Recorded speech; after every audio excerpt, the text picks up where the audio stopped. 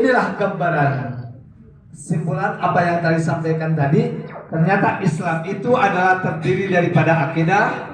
Islam ini adalah terdiri daripada syariah. Islam ini adalah terdiri daripada akhlak. Maka ketika ini adalah akidah sudah paten tadi menjadi asas. Ada yang menyampaikan tadi asas ya. Itu akidah adalah menjadi asas dalam sebuah aspek kehidupan manusia. Tentang kesemuliaan Islam adalah ada di aspek akidah. Dan Islam itu adalah belum sempurna. Ketika akidah itu ada, maka Islam harus memiliki yang disebut dengan syariah.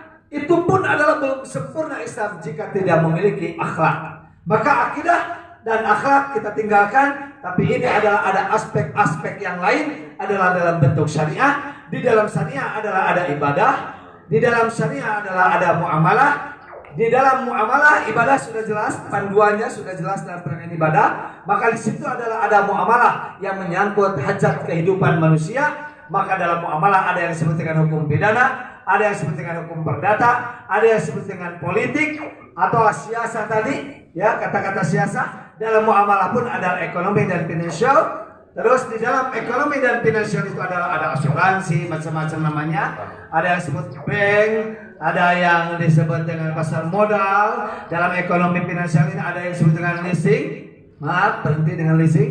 Ada ada pegadaian, ada apa lagi? Ada sektor real, dan dalam sektor real itu ada semacam apa namanya? MLM begitu ya. Ada AHNet dulu itu ada AHNet, ada ML, ada apa sekarang? Pokoknya perjalanan-perjalanan yang berantai-berantai kayak semacam itu. Ini adalah sesungguhnya apa yang saya sampaikan adalah saya menyimpulkan apa yang kalian sampaikan oleh Pak Dewi dari 5 kelompok sesungguhnya adalah ada di sebelumnya lagi. Oke, di sebelumnya lagi. Inilah kesimpulan. Tapi kenapa nggak ada yang menyampaikan dalilnya tadi? Saya harapkan ada hanya satu, ada dalil di dalam surah Al-Maidah. Oke ya, di kelompok berapa itu? Satu. Di kelompok NKRI harga mati, masjid merdeka.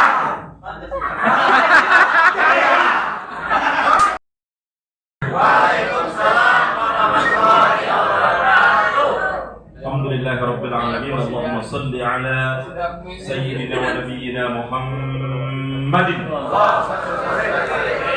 ala alihi wa ashabihi ajma'in at-tayyibin at-tahirin, amma ba'du. Hadratul mukarramin wal mukarramat, Dirwil Al-PPD SDM Jawa Barat beserta tim mudarrib, teman-teman pengurus DPD KPRM Kota Depok dan para peserta, serta hadirin wal hadirat sekalian yang dirahmati berkah Allah Subhanahu wa taala. Amin. Alhamdulillah, saya melihat ini cukup luar biasa semangatnya. Kalaupun pikiran lagi banyak mungkin karena orang-orang tua ini dan ibu-ibu pasti punya pikiran yang banyak.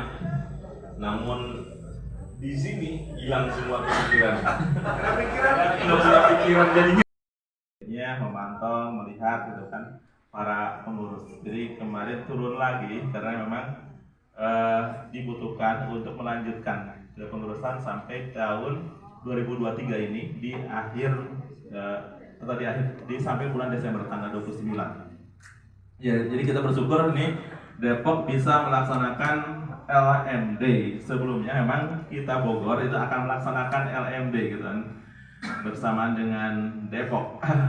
Karena kita tidak bisa melaksanakan dengan berbagai kendala, dan tadi alhamdulillah kita bisa melaksanakan orientasi gitu kan. Orientasi kaderisasi untuk BK PRMI yang pesertanya ada 150 orang, tapi yang ada 120 orang kita difasilitasi di gedung DPRD Kabupaten Bogor. Kita alhamdulillah baru selesai asar capek tidur bisa berangkat sini gitu.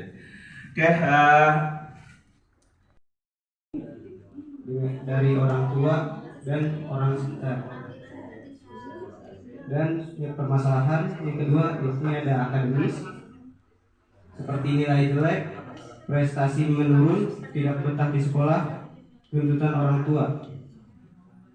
Dengan ini cara mengatasinya yaitu memberikan rasa aman dan perasaan dicintai. Anak mendapatkan kasih sayang, rasa aman, membuat anak tidak sungkan untuk menyampaikan apapun. Yang ketiga untuk permasalahan, ini ada depresi. Yang pertama ini adalah tekanan untuk nilai bagus. Saya Dini. Kami akan membahas tentang akar masalah remaja yang dimana akar masalah remaja itu di era digital.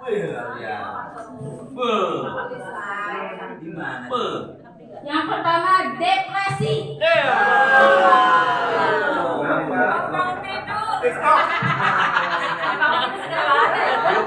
Udah depresi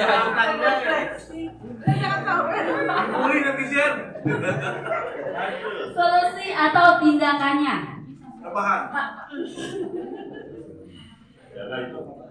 Pertama, bangun kedekatan dengan anak remaja. Kalau anak remaja yang sedang depresi, jangan didiemin.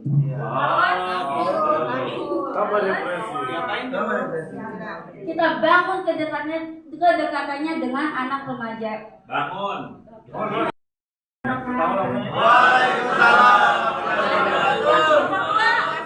Dari remaja menjaga ya.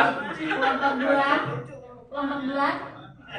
Yes. Kelompok dua. Yes. Kelompok dua. Yes.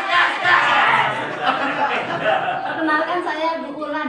Ya. Dari kelompok dua. Remaja. Saya Buati dari Cimanggis. Aslinya mana aslinya? Jawa Timur kan? Dari remaja masjid mana?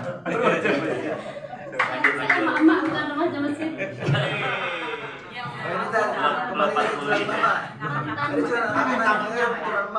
Sekarang mama yang curhat. Saya akan menyampaikan problematika remaja.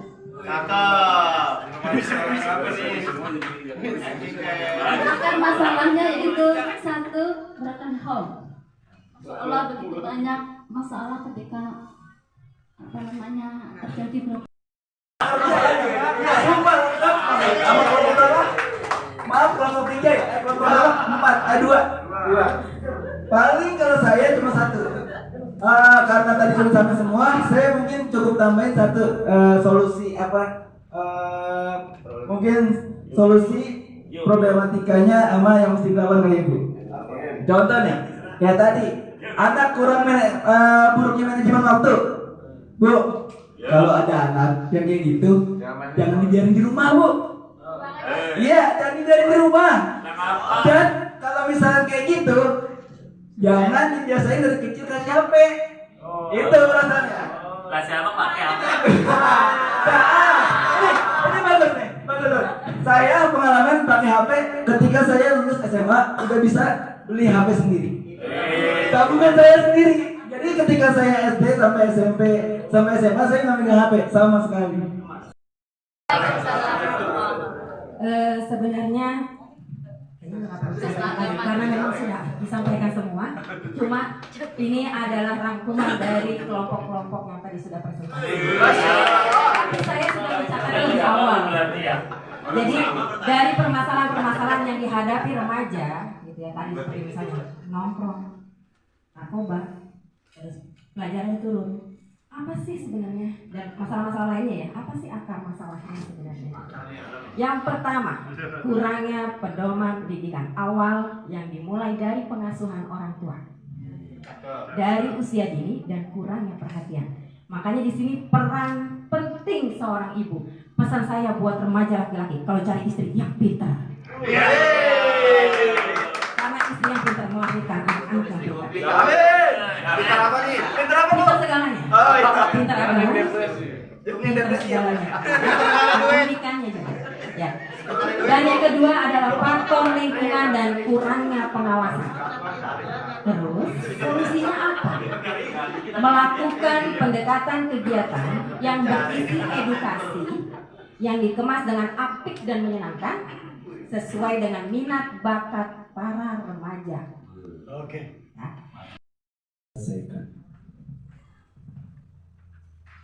jam dari sekarang. 2. Peserta yang tidak mengikuti sesi materi, ada yang tidak mengikuti kan beberapa materi yang tidak bisa diikuti, diberikan tugas membuat resume sesuai dengan sesi yang tidak diikuti. Jelas? Jelas ya? Yang sampaikan jangan sambil untuk menilaikan, nanti salah. Peserta yang tidak sesuai target diberikan tugas untuk menyetorkan hafalan. Jika dalam 1 jam ini tidak tercapai, maka peserta yang tidak sesuai dengan target diberikan tugas untuk menyetorkan hafalan melalui PC atau video call, disetorkan melalui WA grup LMD1 Kota Depok dengan jangka waktu sekurang-kurangnya 1 minggu setelah acara ini selesai. Paham ya? Nah ini, maka nanti ada khusus grup. Ketika misalkan 1 jam sekarang ini adalah hafalannya tidak selesai dan tidak selesainya itu adalah lulus tapi bersyarat, maka kalau sudah ditutup kegiatan ini nanti 1 minggu kemudian yang bersyarat itu ada grup khusus lulus bersyarat dan dia menyetorkan hafalan melalui WA grup itu melalui video call atau bisa melalui voice dan tidak berbohong menghafalkan. Sekian dan terima kasih. Assalamualaikum warahmatullahi wabarakatuh. Silakan untuk sekarang mau langsung menghadap kembali mudarib kan? Langsung menghadap mudarib ya? Ya. Saya kasih waktu 1 jam karena harus sudah selesai. Ya. Jadi keterlambatan Anda menimbulkan perpanjangan waktu.